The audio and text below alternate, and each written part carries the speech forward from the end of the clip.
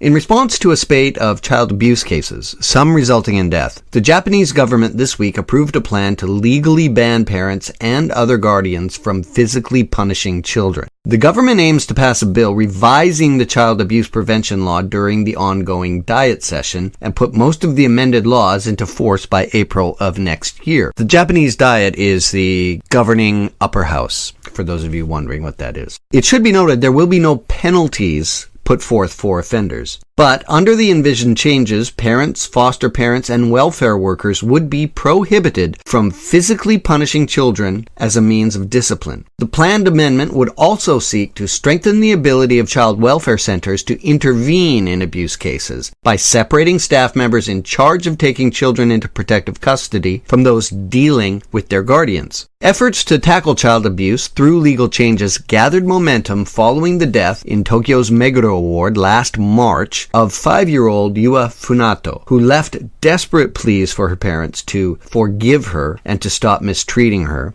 And you might remember that from our reporting on the Japan This Week podcast. Heartbreaking news to read.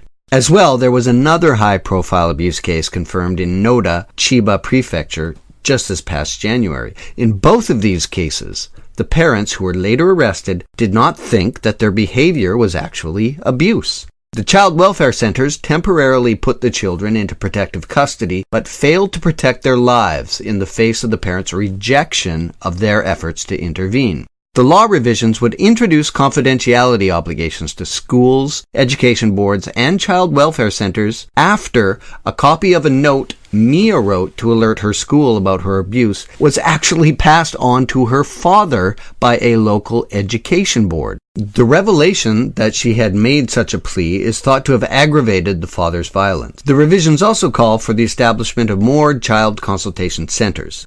Japan Today readers are divided on this subject in particular. Old Man 13 calls the government's plan ridiculous, another knee-jerk reaction to something that has nothing to do with proper discipline of children. Spare the rod, spoil the child.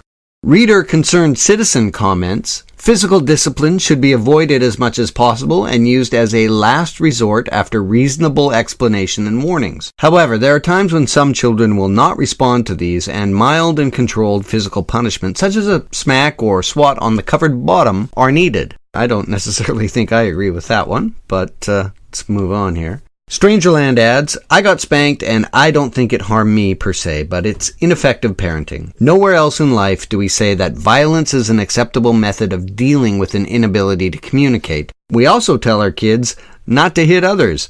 Going on to then hit your kid sends conflicting signals. It says violence to those smaller than you is an appropriate way of dealing with problems. That's counterproductive.